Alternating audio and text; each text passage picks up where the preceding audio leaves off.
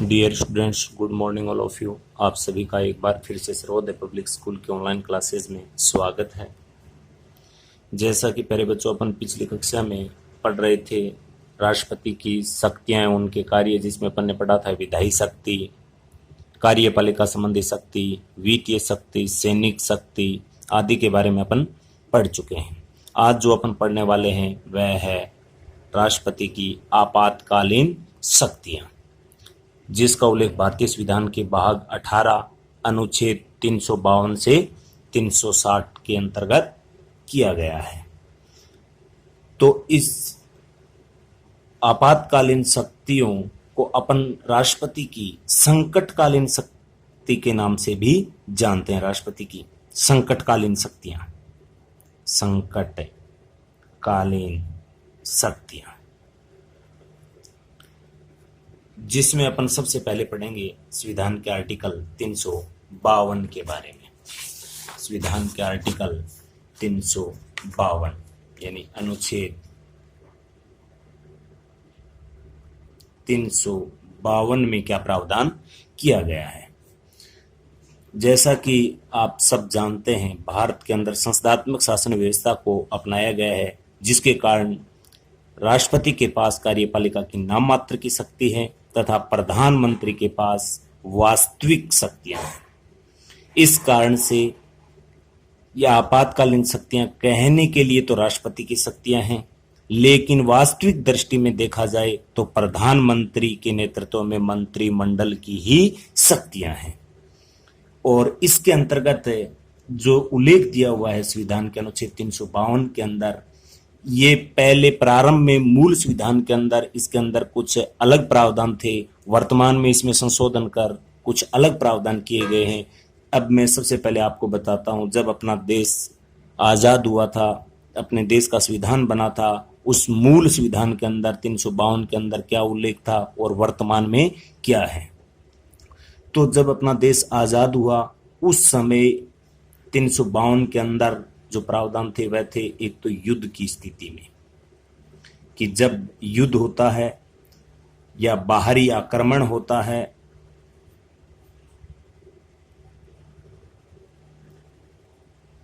या फिर आंतरिक अशांति,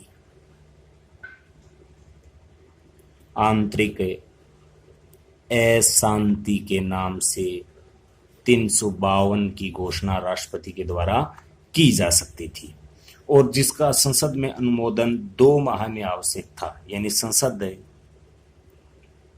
की अनुमोदन कह दो या स्वीकृति 2 माह में आवश्यक थी। 2 माह के अंदर, लेकिन कुछ बाद में परिस्थितियां ऐसी बनी जिसके कारण इस आर्टिकल में कुछ संशोधन करना पड़ा। जैसा कि अपन सभी जानते हैं कि 352 का प्रयोग अब तक के इतिहास में 3 बार हो चुका है। 3 बार। कब कब हुआ, जो मैं आपको बता रहा हूं यहां एक कॉलम बनाकर। पहली बार हुआ था 1962 में, दूसरी बार हुआ था 1971 में, तीसरी बार हुआ था 1975 में। यानी 62 में जब लगा था तब भारत और चीन के मध्य में युद्ध हुआ था। यानी भारत और चीन के मध्य युद्ध के समय भारत व चीन युद्ध के समय, और 71 में लगा वह लगा भारत व पाकिस्तान के मध्य में जब युद्ध हुआ था। यानी बाहरी आक्रमण की स्थिति में यह आपातकाल लगा था। और तीसरी बार यह आंतरिक अशांति के नाम पर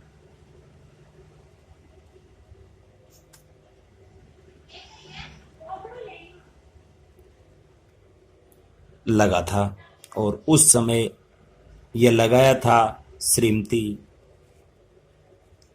इंदिरा गांधी ने। इंदिरा गांधी ने।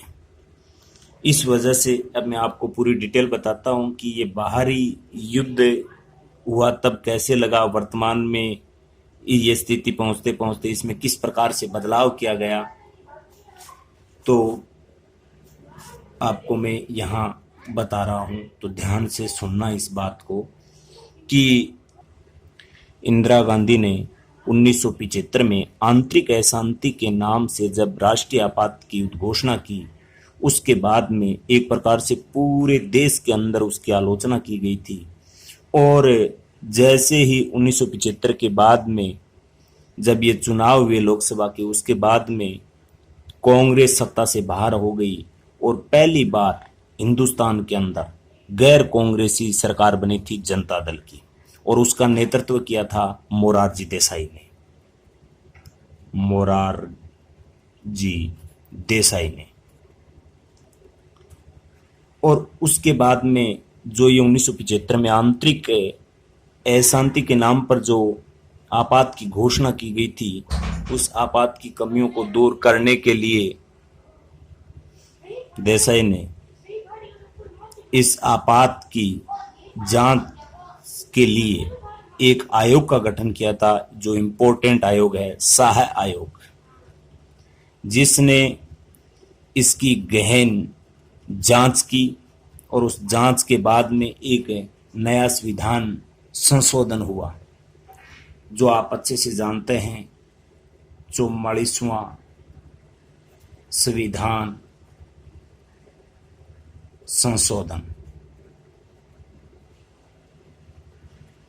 इस 44वें संविधान संशोधन के तहत जो इसके मूल प्रारूप था, युद्ध, बाहरी आक्रमण, आंतरिक अशांति, इस आंतरिक अशांति शब्द को हटाकर इस जगह एक शब्द जोड़ दिया, सशस्त्र विद्रोह।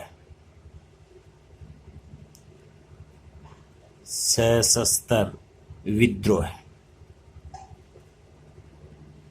यानी कि अब आंतरिक अशांति के नाम से 352 का प्रयोग नहीं किया जा सकता, जिससे यह प्रावधान इसलिए किया गया क्योंकि सत्ता वर्ग इन प्रावधानों के तहत अपनी शक्ति का दुरुपयोग ना कर सके।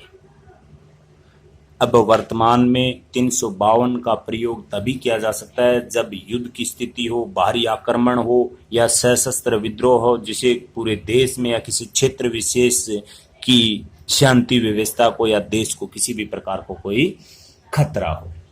और इस वर्तमान में जो पहले संसद की में 2 माह के अंदर स्वीकृति आवश्यक थी, इसको भी अब घटाकर 1 महीना कर दिया गया है। यानी जैसे ही राष्ट्रपति इस 352 की घोषणा करता है, तो उसके 1 महीने के अंदर अंदर संसद की स्वीकृति आवश्यक होती है।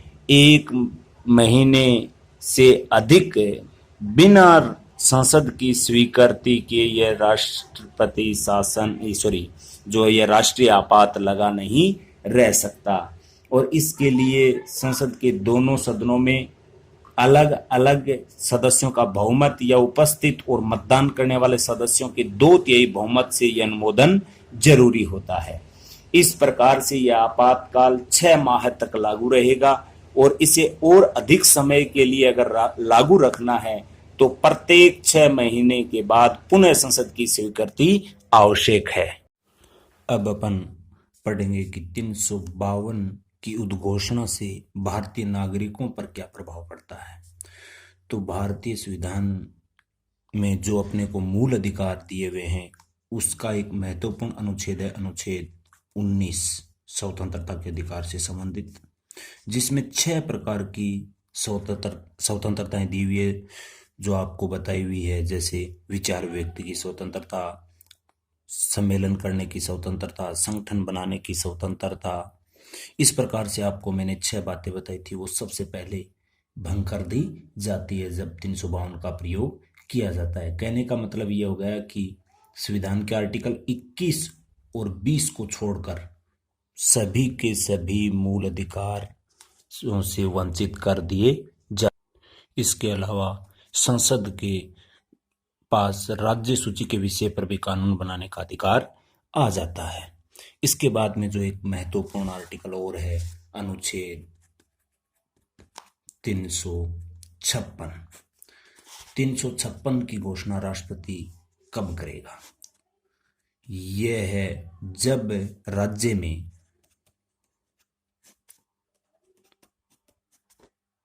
राज्य का संवैधानिक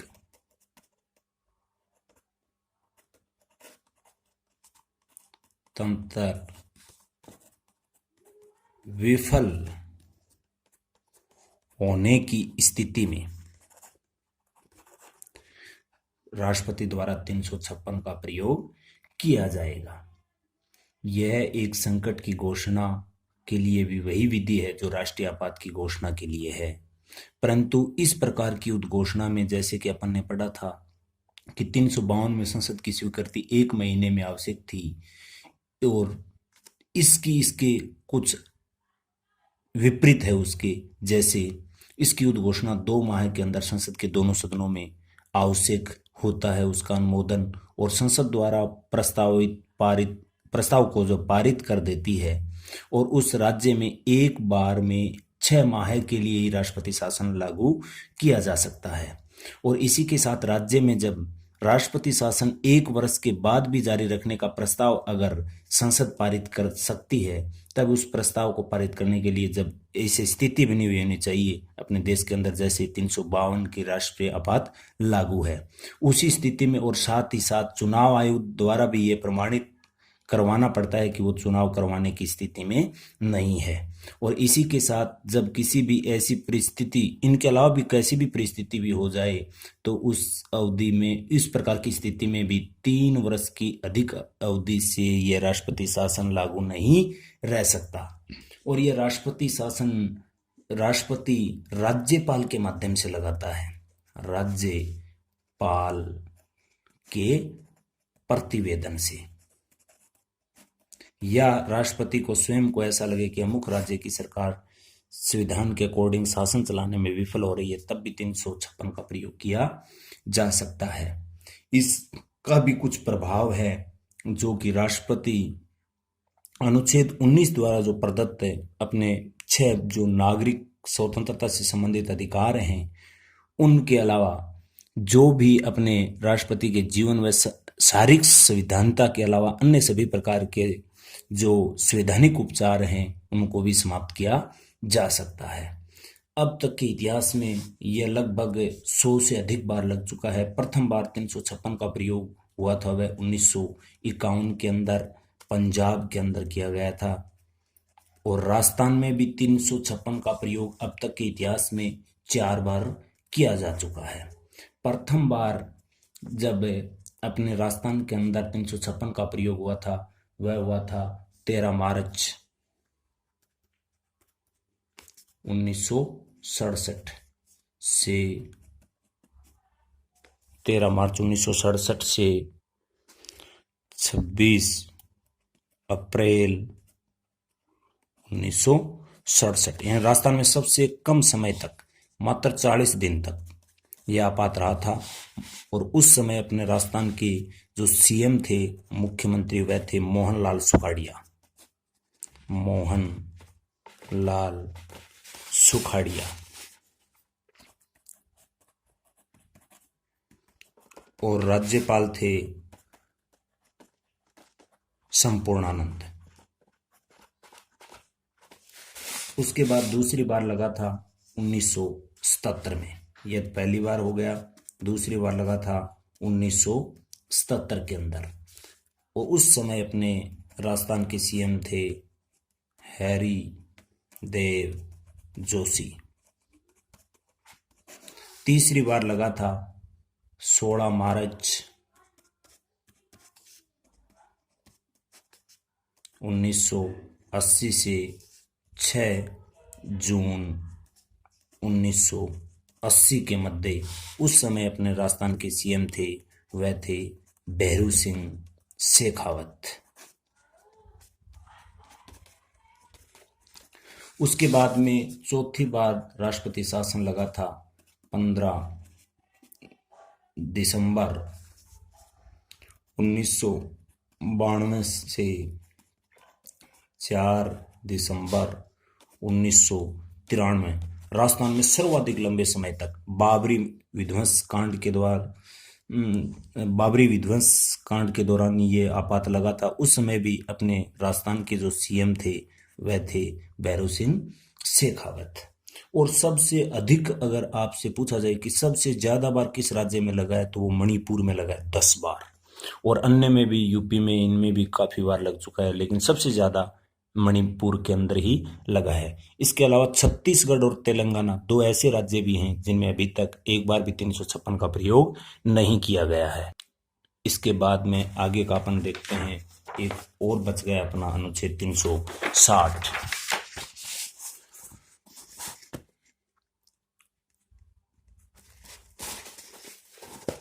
अनुच्छेद 360 के बारे में अपन देखेंगे अभी कि 360 में क्या प्रावधान थे।